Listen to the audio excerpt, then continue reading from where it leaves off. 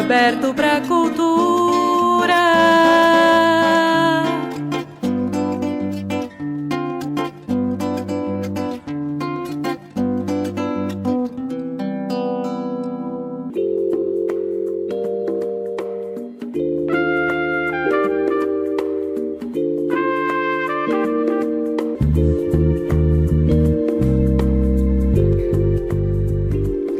Boa tarde, ouvintes! É muito bom estar com vocês novamente. É Campo Aberto para a Cultura, que traz hoje para vocês uma entrevista, um bate-papo com um professor, historiador, muito conhecido na região e fora daqui também. Vocês já vão entender por quê. Ele é formado em História, tem especialização em Políticas Públicas, é escritor, muito presente e atuante no sentido de contribuir com a educação pública sempre que é solicitado. Professor Arno Bento Mussoi, muita satisfação em tê-lo conosco aqui no programa. Seja obrigado, bem-vindo. Muito obrigado. Boa tarde aos ouvintes, é uma satisfação muito grande estar aqui para a gente discutir dentro desse programa que está irradiando cultura aí para todos os rincões da nossa região. Então, é um motivo de muita satisfação estar aqui para discutir as questões culturais, históricas, enfim. Eu especialmente sou nascido e criado aqui em Laranjeiras do Sul, tenho um orgulho muito grande de morar aqui, de viver aqui, e por conta disso também realizo minhas pesquisas dentro da historiografia regional e local aqui, e a gente tem muito caso aqui para contar junto nesse programa de hoje. E falar de cultura é falar de história, né, professor? Porque tudo começa por aí, né? A gente trouxe o professor Arno aqui por conta dos escritos que ele tem, do livro. Bem, o professor Arno, além de... Tá aposentado já, professor? Sim, já estou aposentado. Tá com bastante tempo, então, para a gente conversar mais nas escolas, poder chamar o senhor? É importante que agora a gente tenha um tempo maior para se dedicar a fazer aquilo que a gente gosta, que a gente é apaixonado, né? E a gente já entra na parte da história do livro, mas antes eu queria, quando eu disse, eu já explico para vocês por que o senhor também é conhecido fora da região, porque ontem eu vi no seu post do Facebook que o senhor recebeu a cidadania italiana. Fala um pouquinho disso, o senhor ainda está aí com o sentimento de ser um recém-cidadão italiano também, né, além da cidadania brasileira? Nós tivemos a grata satisfação de ser comunicado ontem pelo consulado italiano de Curitiba, que foi deferido o pedido de reconhecimento da cidadania italiana. Esse pedido foi feito há mais ou menos uns 10 anos, porque eu sou descendente de família de italianos. Meu pai nascido no Rio Grande do Sul, é filho de imigrantes italianos que migraram para a região no século XIX. Então a gente estava tentando há um bom tempo resgatar esse direito à cidadania italiana, porque é importante, a gente quer manter a tradição junto com a família, as raízes que a gente trouxe, que veio para o Brasil, e a gente pesquisou muito sobre isso também, né? E temos muito caos para contar, talvez numa outra oportunidade, Serli. Falar só da Itália. Só sobre a cultura italiana ou a cultura da cidadania italiana, das migrações e da própria família. Já fica o compromisso aqui de vir para um próximo programa para a gente falar das influências da cultura italiana aqui na nossa região, que é muito forte, né? Certo. Temos muitos italianos aqui. Só para perguntar, de que região da Itália que você é, a tua família? A minha família veio do norte da Itália, da região de Vêneto, mais especificamente da província de Belluno. É uma região próximo dos Alpes, mas naquela ocasião é uma região muito pobre no final do século XIX, uma região muito pobre por conta da própria Revolução Industrial que estava ocorrendo na Europa naquela situação, e os camponeses, de um modo geral, eles por questões de sobrevivência, eles tinham que procurar, e o Brasil outros locais. E o Brasil oferecia essas condições, e aí eles migraram para o Brasil em grande quantidade. Foi muita, a migração italiana foi muito grande para o Brasil. A minha família, especialmente, ela veio no segundo ano da imigração, em 1877, fixou-se em Caxias do Sul, na colônia Caxias, que estava iniciando, que é na região de Caxias do Sul hoje, né? E para você ter uma ideia, só contando um pequeno segredo de família, o meu bisavô e toda a família, eles passaram praticamente 6 meses comendo pinhão, farinha de pinhão, porque o governo do Império, naquela ocasião, que tinha prometido de dar toda a assistência e todo o apoio para os migrantes, acabou atrasando o fornecimento de alimentos, e quando a família recebeu o quinhão de terra, acabou ficando sem alimento. E daí chegaram numa região que produzia pinhão, e por coincidência era numa época de pinhão, então eles começavam a tirar o pinhão, torrar o pinhão e ensacar, fazer farinha e guardar, e foi o que alimentou a família durante os primeiros 6 meses. Ainda bem que tinha pinhão em abundância, né? Hoje já não tem mais tanto assim. Verdade.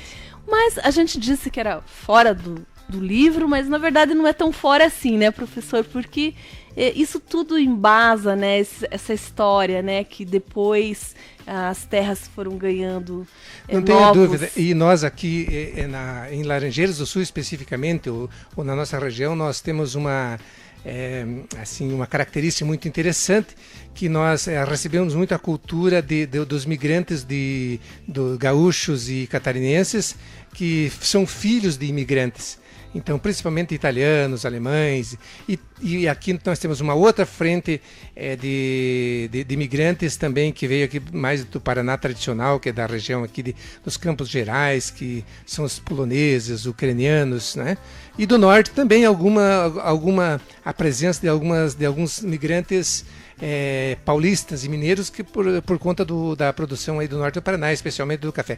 Então, a nossa cidade, a nossa região aqui, como ela é praticamente um portal de entrada para o oeste e sudeste do Paraná, nós temos aí essa diversidade cultural aqui na nossa região, que é uma característica muito importante, porque nós acabamos não tendo uma identidade única, nós acabamos tendo uma identidade constituída por várias diversidades de cultura. E isso que é bonito, porque é o que nos dá essa riqueza cultural aqui para a nossa região. Mas no começo da colonização do território federal do Iguaçu, né, entrando já no assunto específico agora, quem que teve mais presença aqui? Já eram esses imigrantes oriundos do Rio Grande do Sul, Santa Catarina? Não, em meados do século XIX, nós tivemos algumas entradas de imigrantes e colonizadores de um modo geral, que eram de origem portuguesa, que eram os proprietários de terra da região dos Campos Gerais, né, que eles estavam conquistando as terras, os sertões de Iguaçu, em grandes quantidades, em grandes áreas de terra para essa região. E isso perdurou aproximadamente até a década de 1930, 1940 do século XX. E nesta ocasião, quando o governo Vargas criou o território federal do Iguaçu, junto com outros territórios aqui no Brasil, e então a região passou a ser uma espécie de atrativo para a vinda de imigrantes, porque a maioria dos descendentes de imigrantes da região sul do Brasil já estavam necessitando de mais terra, porque já era uma segunda geração de imigrantes, e eles necessitavam de mais terra para poder sustentar a família. E as fronteiras agrícolas da região foram ampliadas, e eles naturalmente começaram a vir mais para a nossa região aqui, que acabou depois continuando mesmo com o final do território, por conta da mecanização da agricultura, que acabou tendo uma grande expansão aqui em todo o estado do Paraná e aí a região Mato Grosso e etc. Né? O senhor falou do meados do século XIX, né, quando começa mesmo essa história aqui do território. Eu estava lendo um artigo de uma professora de história também, a professora Elisete Lírio Biesek, um artigo dela que menciona o seu livro, né, onde ela conta que nesse período, metade do século XIX, a colonização aqui da região, né, quer dizer, não havia colonização ainda, habitação. Quem habitava a região aqui eram mais paraguaios. Ela até dá os números, eram 212 paraguaios, 95 argentinos, 9 brasileiros, 5 franceses, 2 espanhóis e 1 inglês.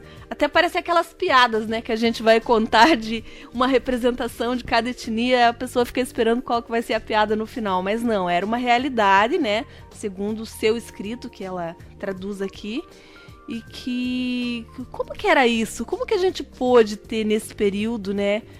Claro, é região de fronteira, mas aí começa todo um desenho, né, do que ia ser esse território do Iguaçu, né, e o Paraná mais especificamente. Na verdade, esse escrito aqui se refere a uma pesquisa demográfica que foi feita mais na região de Foz do Iguaçu. Nós temos que entender que naquela ocasião, naquela época, o estado do Paraná, a frente que havia colonizado o Paraná, ela tinha suas fronteiras delimitadas pelos Campos Gerais, entre Palmas e Guarapuava. Então seria a fronteira final da ocupação do território paranaense. E daí nós tínhamos praticamente toda essa região oeste e sudoeste do Paraná, uma região, de um modo geral, assim, intacta em termos de desbravamento, em termos de ocupação.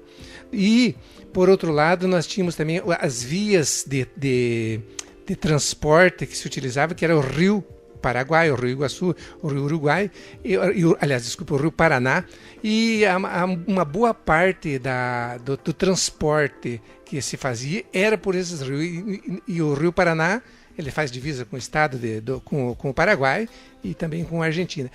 E nós tínhamos então a presença, porque as fronteiras, em teoria, elas estavam delimitadas pelos acordos internacionais, mas na prática existia era livre. Isso. Então nós tínhamos aqui a presença nessa região oeste do Paraná, e sudoeste do Paraná e oeste de Santa Catarina. Nós tínhamos a presença de muitos paraguaios, de muitos argentinos.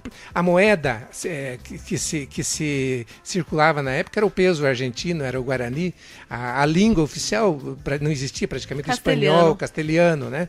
E tem um fato interessante que um funcionário público ocupante de uma Secretaria de Educação do Estado do Paraná, visitando a região aqui do oeste do Paraná, encontrou uma senhora e os filhos caminhando, né? E ele, naquele tempo o caminho até o Paraguai, até a Argentina, até a região oeste era picadas. E esse pessoal, esses estrangeiros, eles tinham um certo cuidado de mencionar com o estrangeiro, porque sabia que existia repreensão por parte do governo brasileiro, porque as terras eram brasileiras. Então, perguntaram para essa senhora, né, se ela era brasileira, né, ou era paraguaia, que ela falou, daí ela respondeu em castelhano: "Soy brasileña, senhor, e graças a Deus." Já se entregando. Dizendo que ela era brasileira, mas na verdade estava falando com a língua de origem, né? Professor, então naquele tempo, se qualquer um desses países, tanto a Argentina quanto o Paraguai, tivesse pleiteado essa faixa territorial aqui, teria levado, né? Nós não seríamos o Paraná hoje, até porque por uma condição de haver muita terra, né? Não houve assim uma disputa permanentemente. Houve em alguns momentos, né, da história. Mas a região do estado do Paraná e Santa Catarina, em termos de fronteira na divisa dos países, já havia sido acordada pelos tratados internacionais em 1750, quando o Brasil ainda era território português e uma parte ainda espanhola, e acabou sendo esse tratado, que a divisa seria pelo Rio Paraná. Então essa divisa pelo Rio Paraná praticamente estava delimitada, né? O que houve foi uma confusão muito grande aqui na região de Santa Catarina, né? Que nós tivemos ali a questão das missões. A questão das missões, que hoje nós temos ali a província de Misiones ali da Argentina. Sim, e que a Argentina, de certa forma, utilizou-se desse trecho para chegar lá. Porque ali a Argentina também eles... Ela mirou antes como se tivesse interesse neste território, mas era para chegar lá. Eles se apropriavam de toda a riqueza da região, inclusive aqui da nossa região, muita mercadoria, muita madeira, muita erva mate, né? Ela se destinava a essa região da Argentina. E essa região, especificamente de Missões, e que nós temos hoje incorporada no território brasileiro, ela acabou sendo...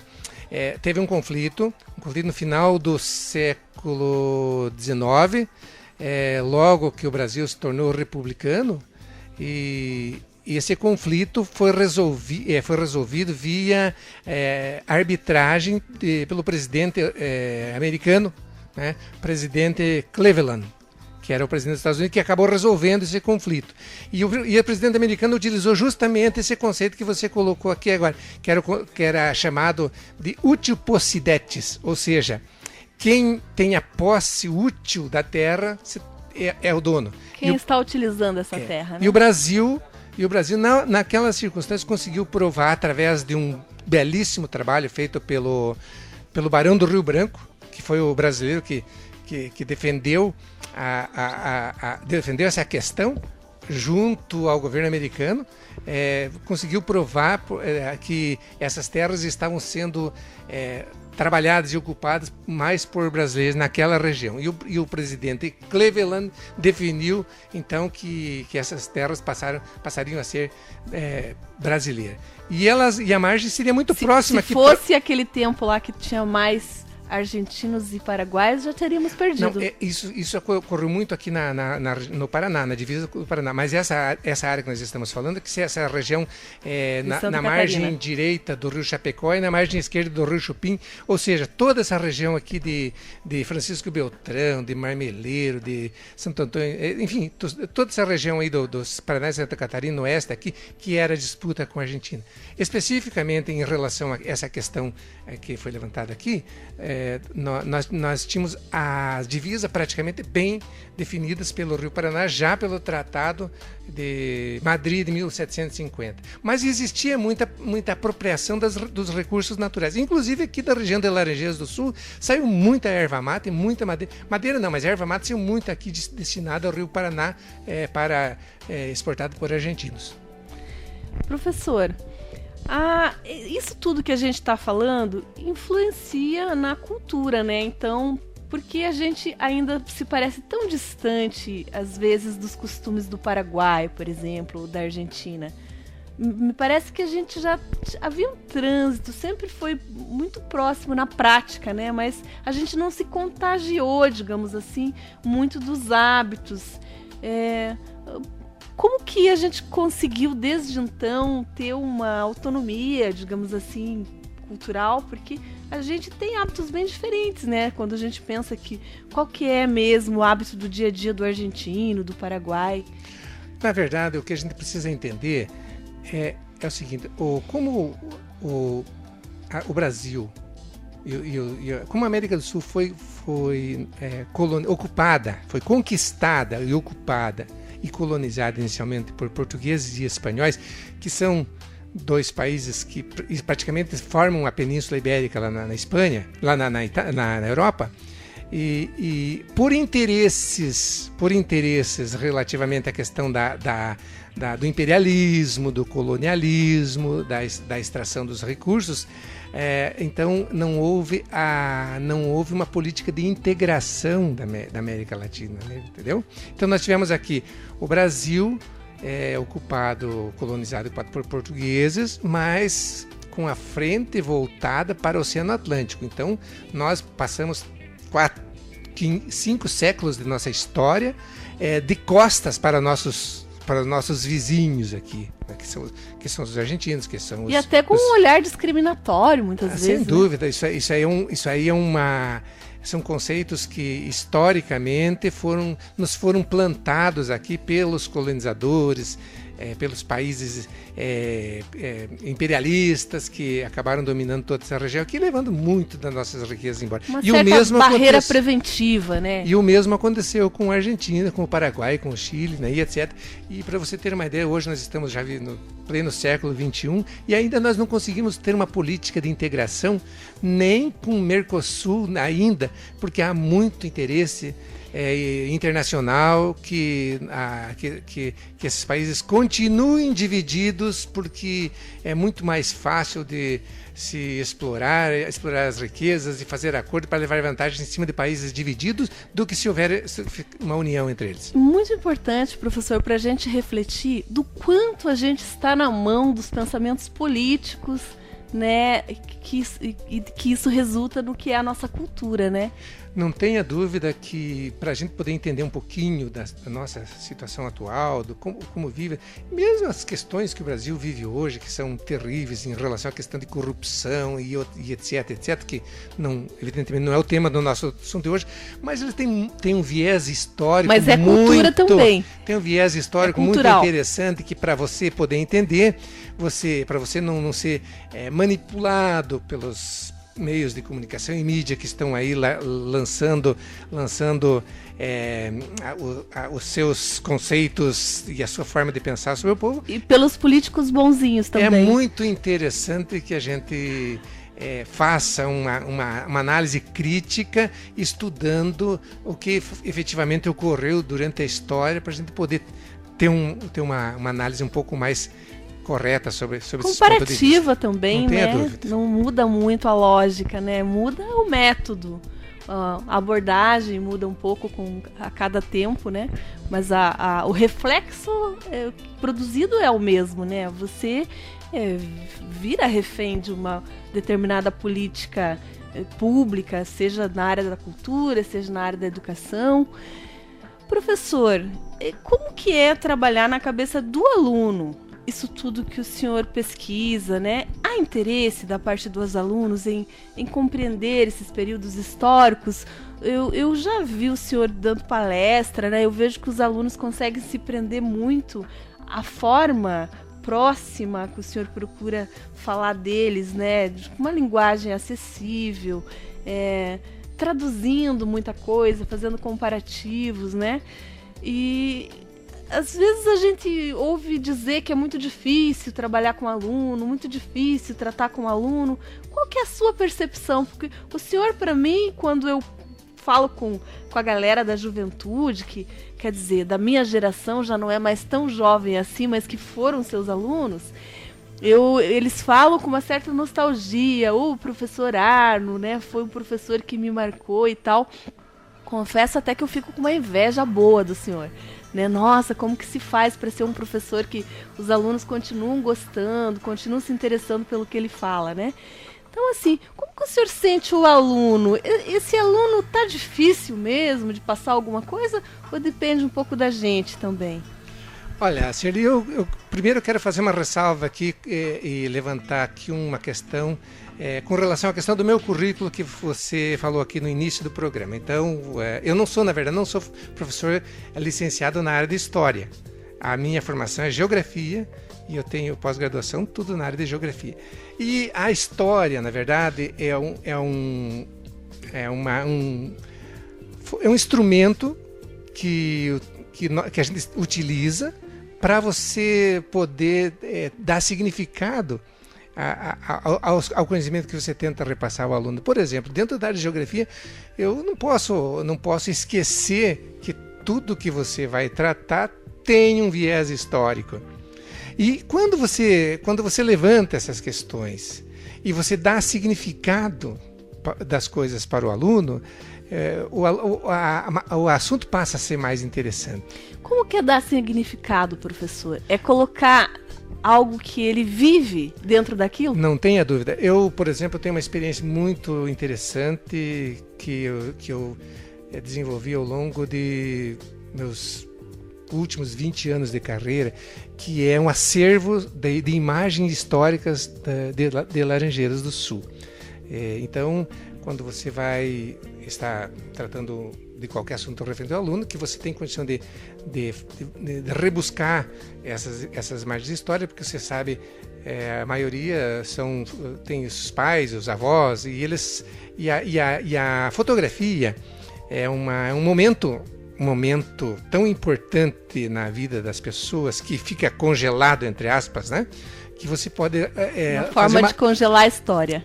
Uma forma de congelar a história. E você pode fazer uma leitura de vários aspectos do espaço, do comportamento das pessoas, enfim, você pode, a partir da leitura de uma fotografia, não há necessariamente haver um texto para você fazer uma leitura. A fotografia te dá essa oportunidade. Inclusive, eu fiz dentro da minha formação, eu desenvolvi um trabalho junto com o Programa de Desenvolvimento Educacional, o PDE, no estado do Paraná, que é o estudo da fotografia como um elemento, como um instrumento de leitura do espaço geográfico. Foi bastante interessante. E aí você está trabalhando dentro do ninho que os alunos gostam de mexer aqui, entendeu? Então é bacana, eu acho que você dá essa acessibilidade para os alunos. O senhor está me dizendo então que é possível trazer o aluno para esse mundo da história, para esse mundo do conhecimento do contexto histórico. A partir do momento que você começa a trabalhar com uma ferramenta e essa ferramenta dá significado à aprendizagem, aí você começa a mudar a visão que o aluno tem. Eu quero, inclusive, fazer um outro depoimento aqui, que eu trabalhei agora no final da minha carreira, quando eu me aposentei há 2 anos atrás. Nós trabalhamos com um projeto no Colégio Floriano Peixoto, porque até então o celular era uma coisa proibida dentro da sala de aula, né? Porque o aluno, normalmente, se ele tiver uma oportunidade, ele vai faz mau uso. Vai fazer mau uso, né? E nós resolvemos inverter essa lógica. Nós resolvemos, não, vamos trabalhar com o celular na sala de aula, mas vamos fazer bom uso do instrumento. E trabalhamos com a fotografia, que os alunos fizeram um trabalho espetacular aqui de fotografar o espaço geográfico da cidade, e através dessas imagens nós trabalhamos toda a inserção delas na contextualização das temáticas que a gente estava desenvolvendo em sala de aula, e foi bem bacana o trabalho, porque a gente viu que é possível fazer isso. E ele acaba aprendendo a usar a ferramenta em outras situações também. Não tenha dúvida. Bacana. Professor, então a gente, como o tempo é curto, acaba não conseguindo explorar tão bem, né, os pontos históricos, enfim, mas falando do seu livro especificamente, ele fala do período do território federal do Iguaçu, né, é todo fundamentado com documentos, né, com comprovações desses dados que o senhor traz aqui. Ele está disponível para pesquisa nas bibliotecas também? Sim, este livro aqui, na verdade, ele surgiu inicialmente como uma pesquisa científica de um curso de especialização que eu fiz em Curitiba, na Universidade, nas Faculdades do Brasil, na Unibrasil, e acompanhado por um professor de Teoria do Estado, que foi voltado para pesquisar a administração pública do território federal do Iguaçu. E aí a gente já fez aquela junção entre a história e a administração pública que deu origem a esse material. Temos na biblioteca. Temos na biblioteca, temos nas bibliotecas públicas da cidade, né? Temos também, quem tem nas livrarias também, né?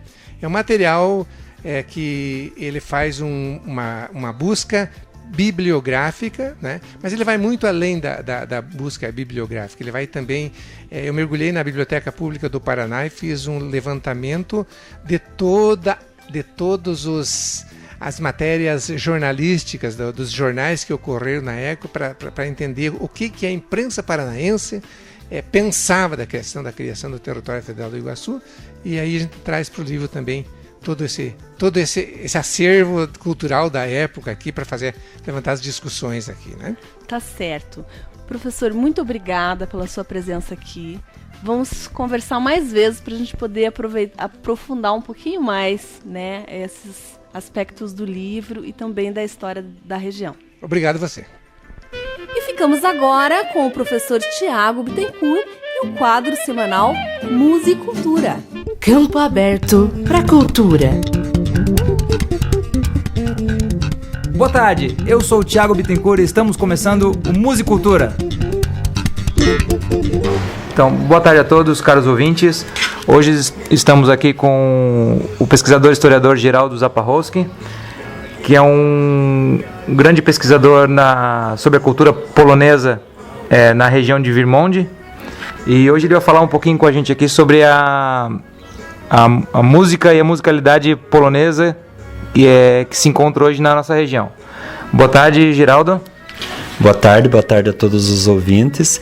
Então, Virmonde, a gente tem a Casa da Memória, nós estamos no espaço da Casa da Memória, estamos ouvindo algumas músicas, digamos assim, folclóricas e populares. Foi o que o nosso povo trouxe da época da Polônia, e muitas dessas músicas hoje são motivo de pesquisa até para estudantes da Polônia que vêm ao Brasil, que fazem pesquisas nas colônias polonesas no sul do Brasil, que muitas dessas músicas até desapareceu na Polônia, não é conhecida. E como ficaram os imigrantes no Brasil por muito tempo sem contato com a Polônia, acabaram preservando fora das fronteiras da Polônia, preservaram melhor a música do que no próprio país. Você poderia me dizer o que a música polonesa folclórica retrata, basicamente? Geralmente retrata várias situações. No caso, aqui muitos conhecem as músicas das festas, sobre casamentos, muitas músicas também retratam, são sacras, retratam a religiosidade. Cada música vai ter uma história por trás dela. Geraldo, obrigado. Isso me deixa muito feliz saber que existe toda essa cultura aqui na nossa região, que muitas vezes as pessoas não conhecem, né? E que a gente não pode deixar perder isso. As músicas estão tão internacionalizadas hoje que muito do regional se perdeu, como você mesmo já bem disse. Então eu queria deixar para os nossos ouvintes hoje uma amostra de uma música que você recomenda, e você podia me falar qual é o título dela e qual a composição? Poderia falar de várias, né? Mas podemos mostrar então um shot que é mais conhecido para os brasileiros, um shot 7 passos, que muitas pessoas vão lembrar, que dançavam antigamente, e são músicas que eram utilizadas nos antigos casamentos. E os casamentos da colônia, mesmo em Virmonde, que é a antiga fazenda Molafaco, duravam 3 dias, não é como hoje, que dura poucas horas. Antes eram 3 dias. Então, após com muita comida, se reuniam nos paióis das famílias, geralmente na casa da noiva, onde dançavam por toda a noite e amanheciam, né? Então podemos utilizar essa música dos 7 passos e valsas também. Então fiquem agora, gente, com o shot 7 passos.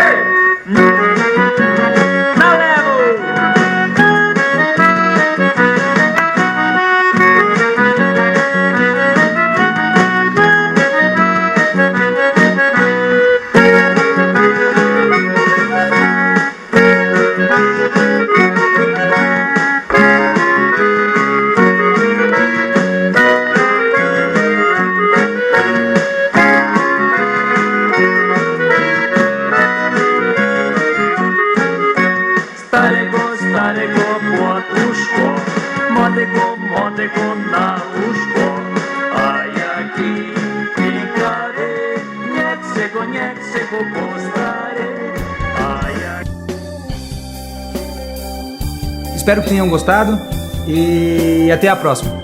Grande abraço. é Campo Aberto para a Cultura e você, ouvinte, é nosso convidado no próximo domingo com mais um tema relevante sobre a cultura do nosso município e da região. Campo Aberto para a Cultura. Apresentação, produção e direção, Celi Andrade. Gravação e edição, DJ Gomes e Valdeci de Oliveira. Apoio, Universidade Federal da Fronteira Sul, Rádio Campo Aberto e Iguaçu Antiguidades. Brasil, meu Brasil brasileiro, campo aberto pra cultura.